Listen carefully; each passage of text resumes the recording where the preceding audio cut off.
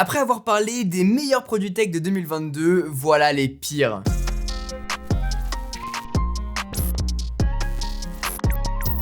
Salut tout le monde, je suis ravi de vous retrouver pour parler des pires produits tech de cette année 2022. Entre Snap, Apple, Meta, ça va faire mal. Commençons par un produit que j'attendais, que j'ai pris malgré tout beaucoup de plaisir à tester sur la chaîne, le Snap Pixie. Après avoir fait des lunettes de soleil connectées, les Spectacles, que j'utilise d'ailleurs encore tous les jours, Snap s'est lancé dans des drones autonomes. Je vous laisse aller voir ma vidéo dessus si jamais ça vous intéresse, mais pour vous résumer, c'est un drone qui vous permet de faire des plans sympas avec vos potes ou tout seul de ce que vous êtes en train de faire ou du lieu où vous êtes. Dans le principe, c'est cool, mais dans la réalité des faits, je l'ai plus utilisé depuis ma vidéo dessus. Déjà parce que si je recherche à faire des beaux plans de drone comme je peux le faire en testant des voitures connectées, eh bien j'utilise un drone de chez DJI. Et puis parce que c'est beaucoup trop gadget pour moi, c'est clair que je suis pas la cible de ce produit, mais j'aurais aimé en avoir l'utilité pour pouvoir l'utiliser un peu plus. Si vous l'avez, n'hésitez pas à me faire votre retour en commentaire, ça m'intéresse vraiment. Autrement, encore un produit Snap qui tombe dans le méandre des inconscients. Second produit, et je pouvais pas passer à côté, l'iPhone 14. Tous les ans, on teste les iPhones sur la chaîne pour que je puisse vous faire un retour le plus honnête possible. Et là où chaque année, on se moque un peu de l'iPhone classique, le 12, le 13, parce qu'il n'y a pas beaucoup de nouveautés, là sur l'iPhone 14, il y en a pratiquement aucune.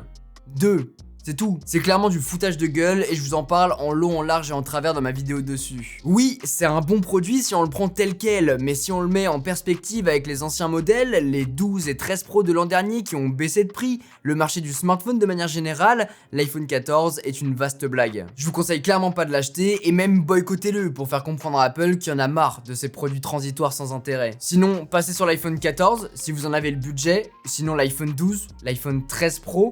Voilà, il y a énormément de possibilités, mais le 14 ne fait pas partie de votre liste. Je vous le garantis. Pour le troisième produit, je voulais parler des Ray-Ban Stories. Ray-Ban et Meta se sont alliés pour créer des lunettes de soleil connectées avec la forme iconique des Ray-Ban et les technos made in Meta pour pouvoir partager des photos et des vidéos sur Instagram. Sur le papier, c'est énorme. La collab que j'attendais, tant je vous le disais, j'aime cette techno et que j'utilise tous les jours. Mais c'est pas au point. C'est pas au point parce que ces Ray-Ban Stories veulent tout faire. Mais comme les anciens postes de radio, tu ne peux pas faire tout et être qualitatif. Oui, tu as des haut-parleurs pour écouter de la musique avec tes lunettes, mais c'est clairement pas au niveau des boss frames.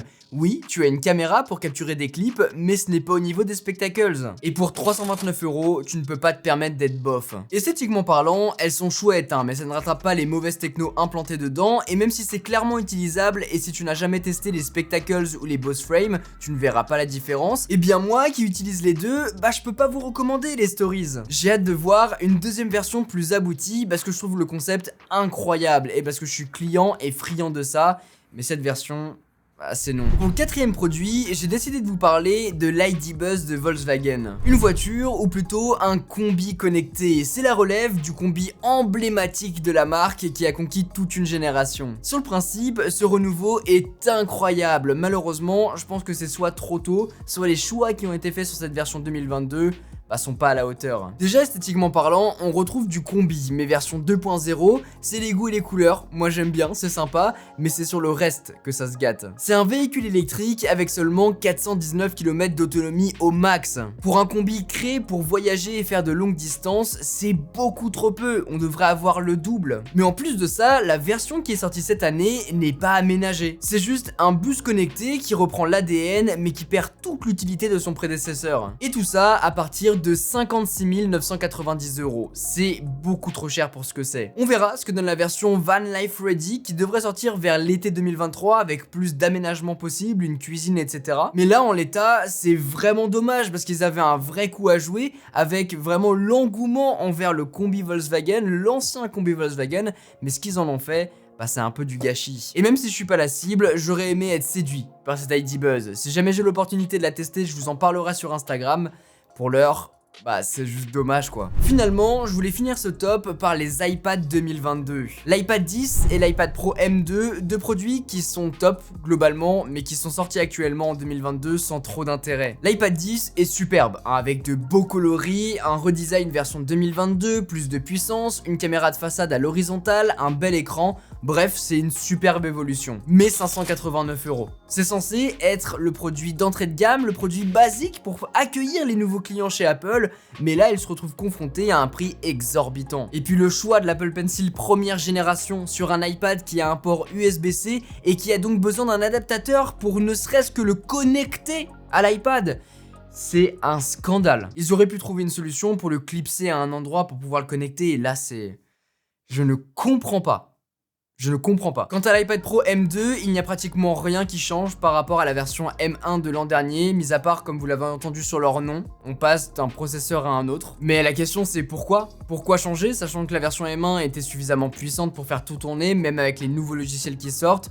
De mon côté, j'ai toujours l'iPad Pro version 2020, ça me suffit amplement pour la puissance qu'il a. Donc voilà, aujourd'hui, si vous voulez acheter un nouvel iPad, tournez-vous vers celui-ci, vers la version 2019, vers l'iPad Air.